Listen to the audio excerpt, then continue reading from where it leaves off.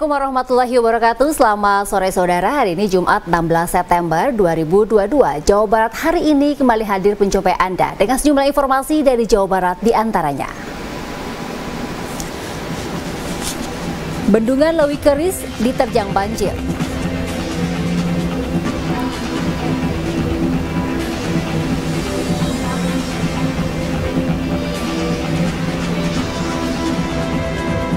Pengambilan BLT BBM wajib sertakan kartu vaksinasi.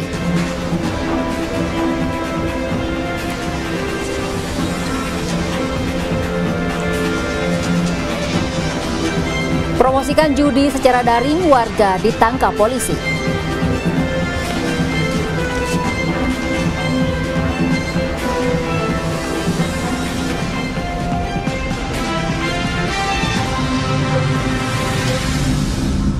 Selain 3 berita tersebut, kami juga akan menyampaikan beragam informasi lain dari Jawa Barat bersama saya Hanifah Paramita. Inilah Jawa Barat hari ini selengkapnya.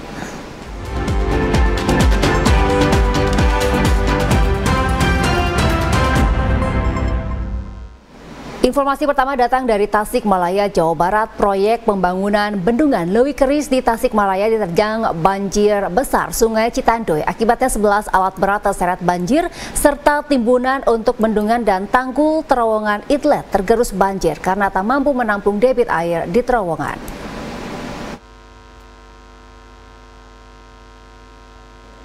Hujan deras yang terjadi pada Senin pagi di wilayah Tasikmalaya dan Ciamis telah membuat banjir besar di Sungai Citandoy. Banjir yang sangat besar itu telah membuat proyek pembangunan Bendungan Lewi Keris terkena dampaknya. Tanggul inlet terowongan tererosi sehingga amblas dan air masuk ke proyek bendungan. Menurut pihak BBWS Citandoy, debit air pada saat banjir melebihi kemampuan terowongan inlet yaitu 800 meter kubik per detik. Akibatnya, banjir meluap dan mengikir dinding sebelah kiri yang membuat tanggul inlet tergerus. Akibatnya 11 alat berat yang sedang mengerjakan proyek tidak sempat terselamatkan dan tergerus banjir. Sampai saat ini, alat berat belum dievakuasi karena pekerja sedang membangun kembali tanggul inlet terowongan yang sempat tergerus banjir.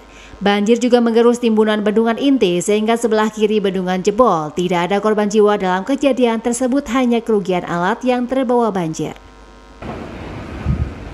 11 itu terjadi hujan yang ekstrim di wilayah hulu. Jadi kota dan kabupaten Tasik terjadi hujan yang sangat deras sehingga di beberapa tempat mungkin mengetahui bahwa terjadi banjir. Saat ini pembangunan tanggul kembali dikerjakan agar proses pekerjaan timbunan bendungan inti kembali berjalan. Secara keseluruhan, proyek strategi nasional ini sudah mencapai 85% yang ditargetkan bisa rampung pada tahun 2023 mendatang. Dari Tasikmalaya, Tony Sontani, TVRI Jawa Barat melaporkan. Dalam menanggulangi bencana di Jawa Barat tidak hanya mengandalkan peran pemerintah daerah, tetapi juga dituntut kepedulian elemen masyarakat termasuk kalangan perguruan tinggi. Wilayah Jawa Barat merupakan daerah yang rawan bencana seperti banjir dan longsor. Kondisi tersebut menuntut peran serta elemen masyarakat untuk membantu pemerintah dalam penanggulangan bencana.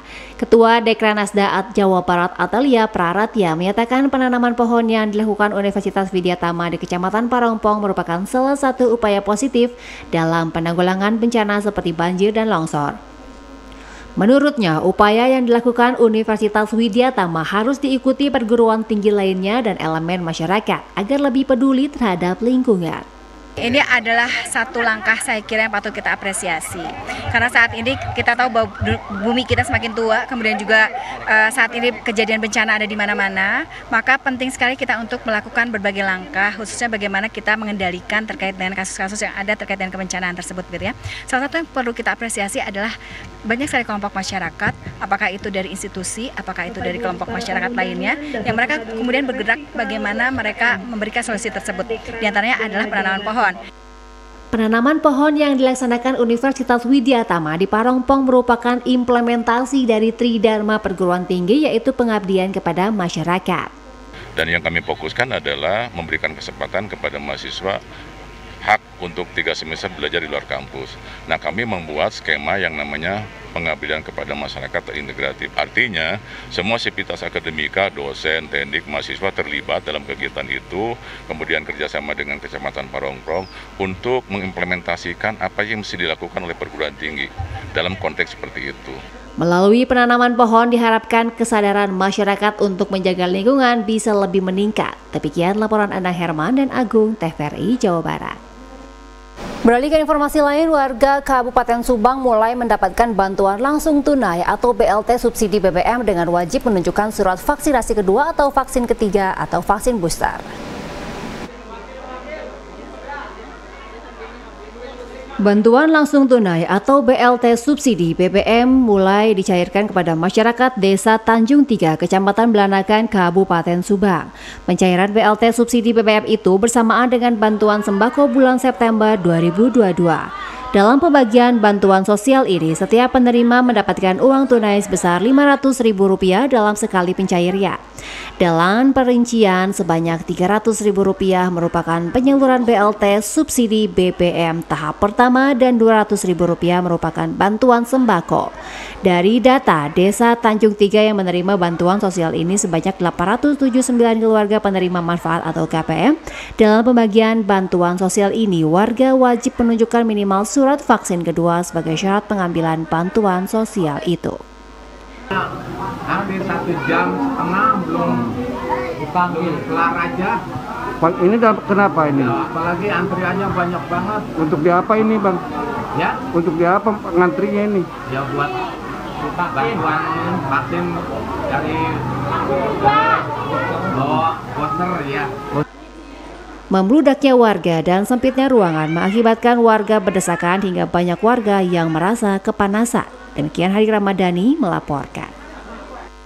Kami akan segera kembali dengan informasi lain, di antaranya mempromosikan judi secara daring, warga di Kuningan ditangkap.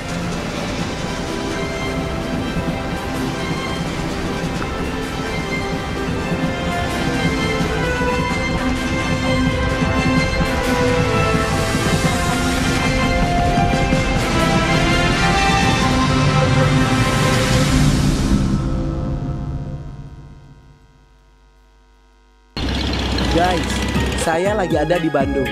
Semalam tuh ditelepon Kang Emil, diminta datang ke sentra IKM yang ada di Jawa Barat. Sekarang kan pasca pandemi, alhamdulillah sudah mulai bangkit lagi. Keren banget kan?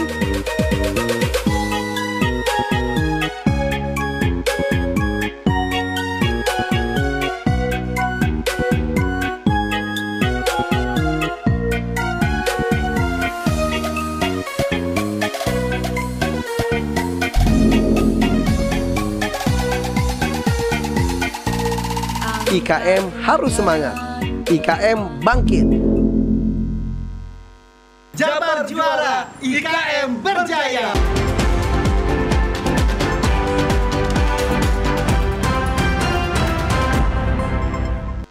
Terima kasih Anda masih bersama kami, saudara. Seorang warga desa Pakembangan, Kuningan ditangkap petugas Satreskrim Polres Kuningan karena diduga terlibat judi secara daring. Melalui akun media sosial, pelaku mencari member untuk situs judi Halo 69. Maraknya judi online di situs media sosial yang sudah merambah ke daerah-daerah membuat gerah Polres Kuningan. Unit Tipiter Satreskrim Polres Kuningan berpatroli di dunia maya untuk meringkus para pelaku judi daring yang berada di wilayah hukum Polres Kuningan. Hasilnya, seorang warga desa Pakembangan, Garawangi berinisial NS berhasil diciduk tanpa perlawanan di rumahnya. Dari tangan pelaku, petugas berhasil mengamankan sejumlah barang bukti seperti kaos bersponsor judi online Juragan dan Halo 69 serta sejumlah uang tunai dan ponsel. Modus operandinya, pada saat dari unit reserse melaksanakan patroli cyber, kemudian menemukan akun Instagram PS Globe Kuningan atau PS Globe Kuningan, yang di dalam akun tersebut, di dalam akun Instagram tersebut didapatkan dua situs yang diduga situs judi online, yaitu Halo 69 dan Juragan 69. Selama menjalankan aksinya, pelaku mendapatkan bayaran 3 juta rupiah setiap bulan dari situs judi Halo 69. Akibat perbuatannya, pelaku telah melakukan tindakan pidana dengan sengaja dan tanpa hak mendistribusikan dan atau mentransmisikan dan atau dapat diaksesnya informasi elektronik yang memiliki muatan perjudian. Pelaku melanggar pasal 27 ayat 2 JO pasal 45 ayat 2 Undang-Undang RI nomor 19 tahun 2016 tentang perubahan atas Undang-Undang RI nomor 11 tahun 2008 tentang ITE dengan ancaman hukuman paling lama 6 tahun penjara dan denda paling banyak 1 miliar rupiah. Dari Kuningan, Muhammad Samsudin, TVRI Jawa Barat melaporkan. Sementara itu, 4 pelaku diringkus jajaran Satreskrim Polres Purwakarta. Mereka sudah ditetapkan sebagai tersangka terkait perjudian daring, namun bandar yang diduga menjadi server berada di Malaysia dan berstatus DPO. Jajaran Satreskrim Polres Purwakarta berhasil mengungkap perjudian daring di wilayah hukum Polres Purwakarta. 4 pelaku ditangkap, salah satunya perempuan berstatus ibu rumah tangga. Namun, bandar atau diduga server perjudian daring ini berada di Malaysia dan berstatus DPO. Berdasarkan hasil pemeriksaan, para pelaku baru beroperasi sejak bulan Juli 2022. Pelaku membuat website dengan nama Gacor 93. Pelaku juga mempromosikan website ini melalui jejaring media sosial untuk menarik pemain. Setelah pemain mendaftarkan diri, sistem judi yang menggunakan permainan mengharuskan pemain mentransfer terlebih dahulu sebagai deposit. Pelaku pengelola sistem pendaftaran dan pembayaran jika pemain menang. Namun yang mengatur sistem permainan atau server judi berada di Malaysia. Dalam satu hari, keuntungan pelaku bisa mencapai 1 juta dan omset pada 1 bulan terakhir mencapai 85 juta rupiah. Pelaku sudah beroperasi sejak Juni sampai September 2022. Para pemain mentransfer sejumlah uang kepada rekening pelaku, kemudian dari rekening pelaku lagi dikirimkan ke rekening penampungan milik pelaku yang sementara kita cari, yaitu sementara kita duga servernya ada di Malaysia. Barang bukti yang diamankan 8 unit HP, 4 unit laptop, 6 buku tabungan, 8 kartu ATM, dan screenshot website judi online. Pasal yang dilanggar yaitu pasal 45 ayat 2 Junto, pasal 27 ayat 2 UU nomor 19 tahun 2016 tentang perubahan UU nomor 11 tahun 2008 tentang ITE. Dari Purwakarta, Alex Supriyadi melaporkan. Fenomena cuitan akun anonim dengan nama Bjorka di media sosial Twitter tengah ramai diperbincangkan di Indonesia. Pasalnya, Bjorka membocorkan sejumlah data pribadi pejabat publik serta dokumen rahasia negara. Badan Siber Sandi Negara atau BSSN pun tak tinggal diam.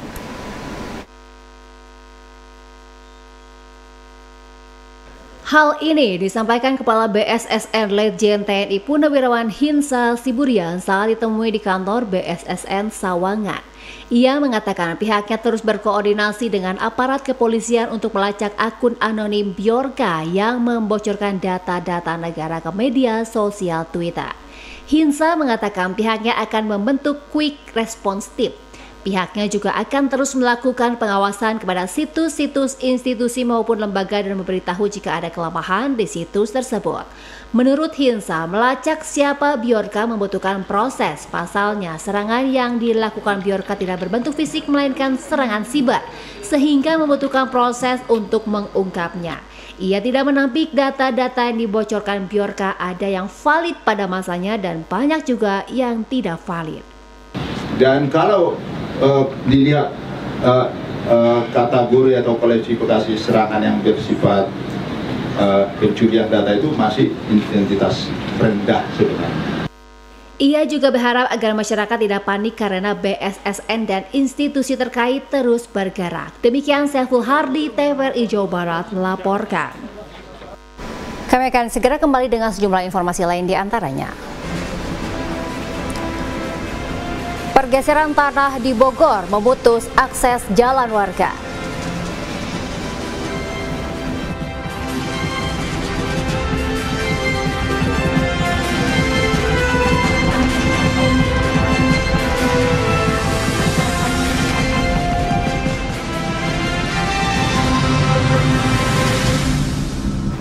Anda masih di Jawa Barat hari ini.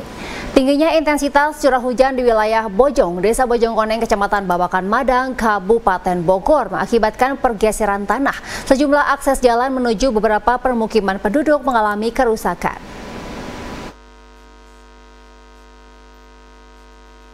Hujan dengan intensitas tinggi yang mengguyur wilayah Kabupaten Bogor sejak beberapa hari terakhir mengakibatkan sejumlah jalan dan puluhan rumah penduduk di wilayah Bojongkoneng, Babakan Madang mengalami pergeseran dan kerusakan.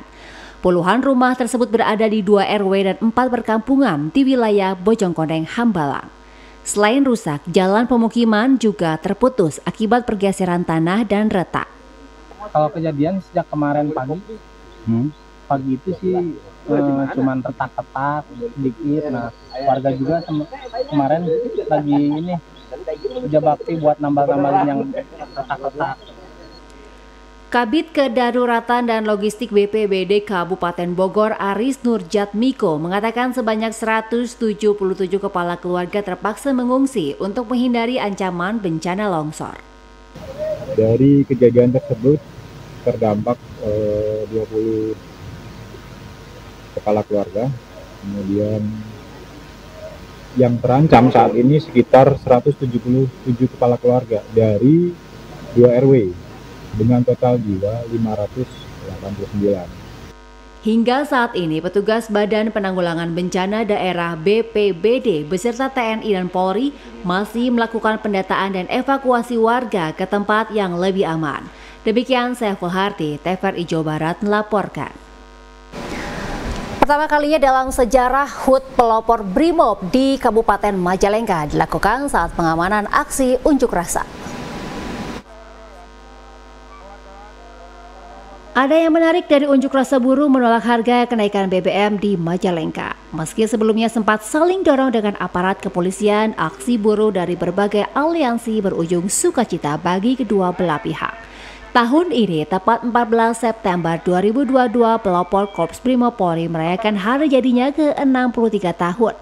Pada HUT pelopor BRIMOB Detasemen C Cirebon tengah berada pada situasi pengamanan aksi unjuk rasa buruh di wilayah 3 Cirebon, yaitu di Majalengka, tepatnya di depan Pendopo Buati Majalengka, Kamis siang kemarin. Para anggota BRIMOB ini mendapatkan kejutan tumpeng usai dipotong tumpeng pun dibagikan kembali kepada para pengunjuk rasa. Sontak para pengunjuk rasa juga terlarut dalam kebahagiaan.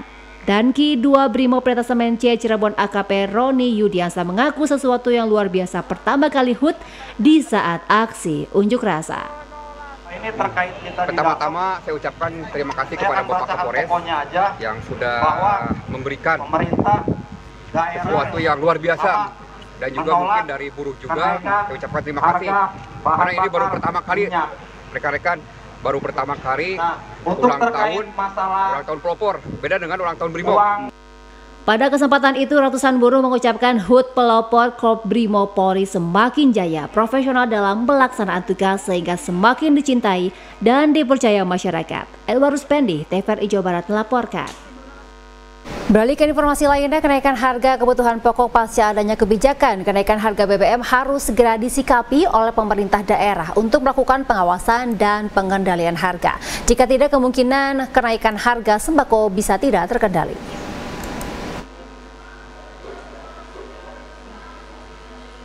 Pasca kenaikan harga BBM yang sudah diberlakukan sejak 1 minggu ke belakang telah berdampak pada kenaikan harga-harga sejumlah kebutuhan pokok di pasaran.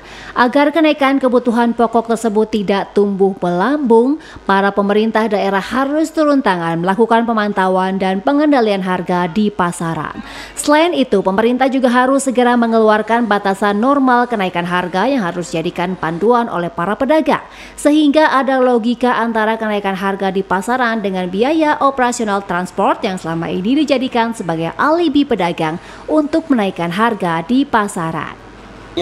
Pada saat kenaikan BBM ini diperlukan adanya intervensi dari pemerintah pusat maupun pemerintah daerah secara berkesinambungan melakukan pengawasan, pengendalian harga, langsung turun ke lapangan untuk bisa memberikan kebijakan yang tepat dan juga tidak memberikan kerugian kepada para pedagang. Besaran kenaikan harga kebutuhan pokok di pasaran saat ini berbeda-beda antar satu pasar tradisional dengan pasar tradisional lainnya. Demikian dilaporkan Doni TVRI Jawa Barat.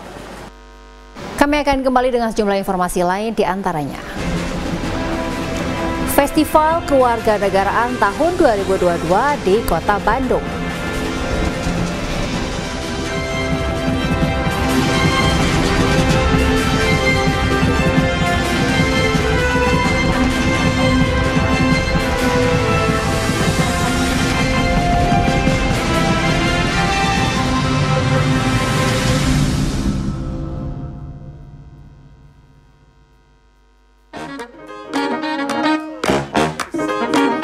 Halo, aku Modi, Sobat Digitalmu. Kamu tahu nggak kalau siaran TV analog akan diganti menjadi digital? Untuk beralih ke siaran TV digital, kamu hanya perlu menginstal set-top box tanpa membayar iuran bulanan. Siaran TV digital membuat gambar televisimu lebih bersih, lebih jernih, dan lebih canggih teknologinya. Ayo, segera bermigrasi ke siaran TV digital. Bersih gambarnya, jernih suaranya, canggih teknologinya.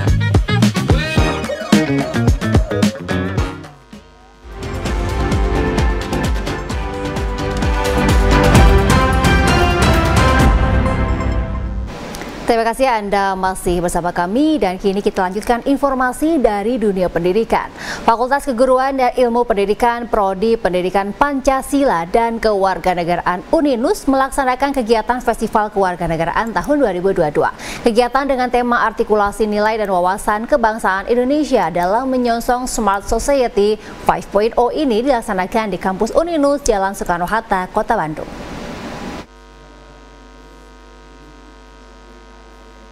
Festival Kewarganegaraan adalah kegiatan rutin tahunan yang dilaksanakan oleh Fakultas Keguruan dan Ilmu Pendidikan Universitas Nusantara Bandung. Kegiatan yang diikuti oleh kurang lebih 20 sekolah pilihan se-Bandung Raya ini dimaksudkan agar para siswa dapat menambah wawasan kewarganegaraan sehingga mereka lebih paham bagaimana menjadi warga negara yang baik dan dapat meningkatkan rasa cinta terhadap tanah air. FKIP Uninus, Program Studi Pendidikan Pancasila dan Kewarganegaraan, berusaha untuk meningkatkan skill, berusaha untuk meningkatkan pengetahuan dan kemampuan yang tidak bisa dimiliki oleh mesin. Pada Festival Kewarganegaraan ini diisi oleh perlombaan diskusi kewarganegaraan dan esai kewarganegaraan. Dengan adanya diskusi kewarganegaraan, saya harap semua peserta didik itu bisa kritis terhadap apa yang sedang terjadi, bukan hanya tentang pemilu tapi juga tentang isu-isu lainnya. Penilaian lomba pada Festival Kewarganegaraan ini dilaksanakan oleh Dewan Juri yang berasal dari Mahkamah Konstitusi, Kementerian Hukum dan HAM, serta dari dosen dan praktisi. Dari Bandung, Doni melaporkan. Beralih ke informasi olahraga, Hari Olahraga Nasional di Jawa Barat tahun 2022 diperingati sebagai momentum membudayakan masyarakat gemar berolahraga.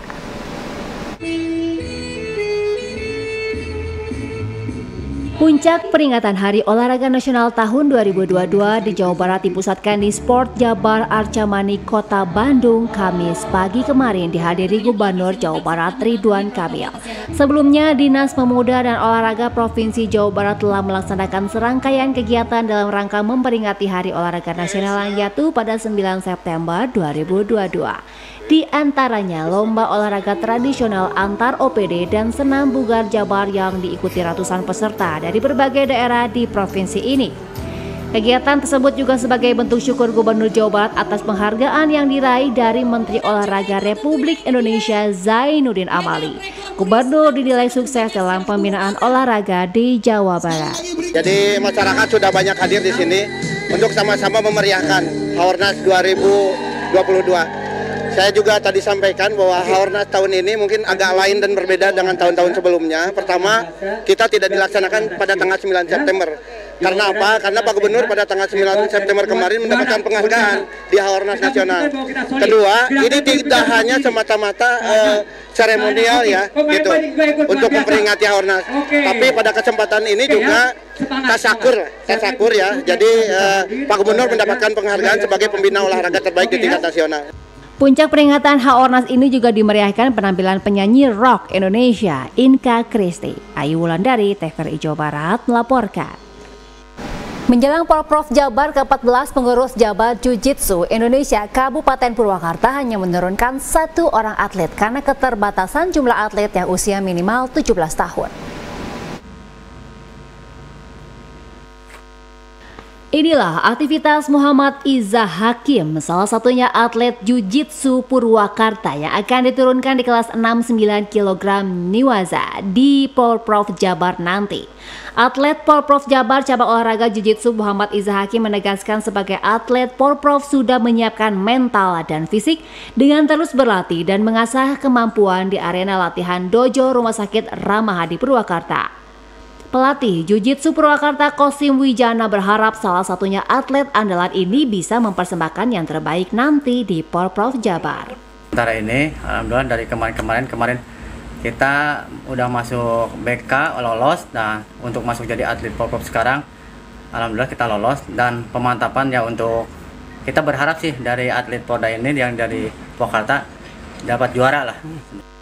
Ketua Pengcap Jiu-Jitsu Indonesia Kabupaten Purwakarta, Ayub Hasanuddin mengatakan Pengcap Jiu-Jitsu Purwakarta memiliki keterbatasan jumlah atlet yang usianya minimal 17 tahun sehingga atlet yang diturunkan di Porprov Jabar pun hanya 1 orang. Insya Allah kita sudah menyiapkan, cuma karena beberapa hal terkendala teknis kita baru menyiapkan 1 atlet. Karena ada beberapa atlet kami yang masih belum memenuhi ke usia cukup, masih rata-rata di bawah 17 tahun. Pengcap Jiu-Jitsu Purwakarta akan terus menyosialisasikan dan melakukan pembinaan sehingga diharapkan muncul bibit-bibit atlet yang nantinya akan menorehkan prestasi. Dari Purwakarta, Alex Supriyadi melaporkan. Dan saudara, berikut kita ikuti situasi dan kondisi lalu lintas di Kota Bandung berdasarkan area kontrol traffic system ATCS Dinas Perhubungan Kota Bandung. Ya, di layar televisi Anda di sebelah kiri atas itu adalah pantauan lalu lintas di wilayah Pasteur, kemudian di sebelah kanan atas adalah Cikapayang, area Dago, dan di kiri bawah adalah area Kopo, flyover Kopo, dan juga di kanan bawah adalah kawasan Gede Bage dari arah Ujung Berung. Ya, seperti terlihat di Tol Pasteur, ini adalah lalu lintas di mana di sana hampir sudah selesai turun hujan dan terjadi kepadatan lalu lintas dari arah atas menuju arah Tol Pasteur, sedangkan di arah sebaliknya ini ramai lancar. Bagi Anda yang akan segera menuju ke arah sini diharapkan untuk berhati-hati karena jalanan tengah agak licin bagi para pengendara. Selanjutnya untuk gambar berikutnya adalah situasi di Cikapayang Dago. Terlihat juga jalanan agak licin karena telah turun hujan dan juga terjadi kepadatan yang cukup ramai lancar dari arah Dago atas menuju Dago bawah, sedangkan arah sebaliknya sempat ada kemacetan di depan sebuah tempat oleh-oleh. Diharapkan untuk Anda yang akan segera menuju ke sini juga untuk memperhatikan perjalanan Anda. Selanjutnya ini adalah gambar di bawah flyover Kopo, tepatnya di perempatan Cibaduyut. Yakni juga tengah turun hujan, terpantau juga saat ini lalu lintas ramai lancar baik dari arah timur maupun dari arah barat, dan juga di sini terlihat bahwa hujan sudah turun sehingga bagi Anda agar lebih hati-hati. Dan ini adalah dari Gede Bage dari arah Ujung Berung menuju ke arah barat. Dan juga diperhatikan bagi Anda yang menuju arah sini juga untuk berhati-hati karena saat ini tengah ada pertandingan Persib di JBLA dan semoga tidak menemui kemacetan yang cukup parah bagi Anda nanti akan melewati sini pada sore hari nanti. Dan saudara, demikianlah informasi Jawa Barat hari ini. Saya Hanifah Paramita mewakili seluruh kerabat kerja yang bertugas mengucapkan terima kasih atas perhatian Anda. Wassalamualaikum warahmatullahi wabarakatuh. Sampai jumpa.